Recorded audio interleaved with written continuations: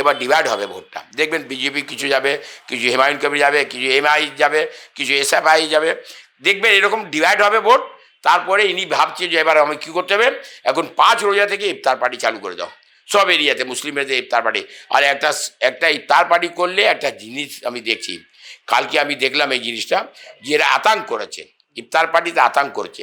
কেন দেখাচ্ছে তোমরা এক হও, আমি ইফতার পার্টি করছি কিন্তু এখানে মিটিং করছি, আমি ইফতার পার্টি করছি না, আমি একটা মিটিং করছি, একটা আগুন লাগাবো আমরা।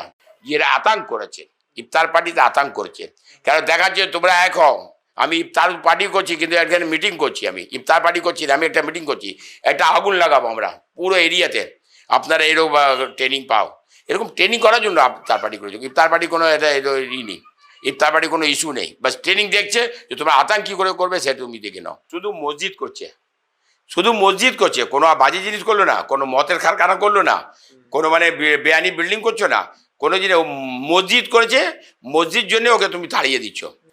আর এবার মুসলমানদের কাছে তুমি ইফতারের জন্য চলে এসছো, দেখছি যে মুসলমান তো এবার আমার খেপে গেছে, আমি তো মন্দির করছি, আমি তো মসজিদ আমি বিরোধ করছি, সেই কারণে হুমায়ুন কবিরে এন্ট্রি হয়ে এবার মসজিদ এইবার ইফতার পার্টি চালু করে দিয়ে সব জায়গা।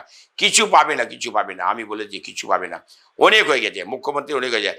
এখানে কি করেছেন, সব কিছু তো আপনার 2 নম্বর কাজ পুরো আপনি করেছেন, কোনো একটা উন্নতি কাজ নেই, তাহলে আর পাবেন না। 26-এ আপনার শেষ হয়ে যাচ্ছে। শুনুন, এই একটা মুখ্যমন্ত্রী আমাদের আছে, শুনো, না ভারতে না বাংলাদেশে না হিন্দুর না মুসলমান কারো হয় না। এই একটা জিনিস ভেবে নিন, আপনি মন্দির ভাঙছেন কে, এই মুখ্যমন্ত্রীর লোক, মূর্তি ভাঙছে কে, এই মুখ্যমন্ত্রীর লোক, সব কিছু করছে কে, এই মুখ্যমন্ত্রীর লোক, তাও কিন্তু দেখাচ্ছে কি আমি মুসলমানদের সঙ্গে আছি। মসজিদে বিরোধ করছে কে, এই মুখ্যমন্ত্রী, চাকরি খাচ্ছে কি মুখ্যমন্ত্রী, মেয়েদের ধর্ষণ করছে কে, এই মুখ্যমন্ত্রী। আবার আপনি চাইছেন যে আমি সব থেকে আমি ভালো আছি, এটা আর ভালো বললে হবে না।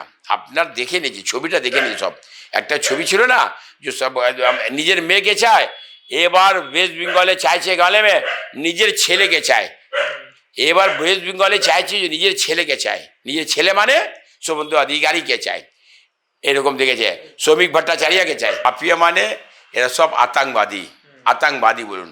এই ফরহাদ হাকিম যদি এসআইআর হয় না, তো ফরহাদ হাকিমই বাদ হয়ে যাবে, কেন অর্ধেক মুসলমান অর্ধেক হিন্দু, এটা ডিভাইড আছে ফরহাদ হাকিম।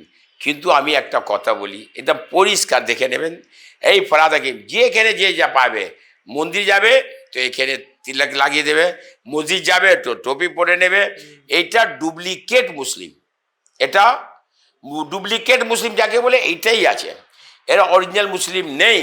অরিজিনাল মুসলিম থাকলে মুসলমানদের জন্য ভালো করতো, হিন্দুর জন্য ভালো করতো না, হিন্দুরও কাজ করছে না মুসলমানে।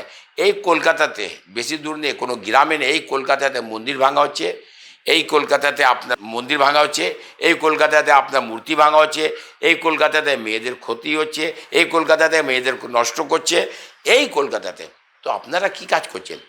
সব ছেলে তো আপনারা, সব ছেলে নিজের মেয়েকে চায়, ভালো মেয়েকে তো চাই, আমরা চাই মুখ্যমন্ত্রী আমাদের কোনো মেয়ে হয়, কিন্তু মমতা ব্যানার্জি মেয়ে যা দরকার নেই, মমতা ব্যানার্জি কোনো খুনি মেয়ের দরকার নেই, মমতা ব্যানার্জি কোনো রেপিস্ট মেয়ে দরকার নেই, মমতা ব্যানার্জি বেকার মেয়ের দরকার নেই, মমতা ব্যানার্জি চাকরি চোর মেয়ে দরকার নেই।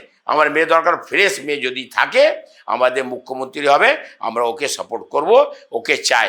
কিন্তু আপনার দলের কোনো মেয়েটা যদি বলেন সানি ঘোষ, ওনার তো ক্যারেক্টার কি বলছে, সানি ঘোষ কি একটা কথা বলে খুব খারাপ লাগে আমরা শুনে, হ্যাঁ সানি লাগাও, এটা কি মানে স্টেজ আছে কি আছে? তো ওইরকম মেয়ে চাই না, মুখ্যমন্ত্রীর মেয়ে চাই না, আমাদের ফ্রেশ মেয়ে চাই, যে কোনো মেয়ে হয় ফ্রেশ মেয়ে। মেয়ের তো সন্তান আছে, মেয়ের থেকে সব কিছু আছে, মেয়েকে নষ্ট করবে একটা মেয়ে, তো ওই মেয়ে চাই না।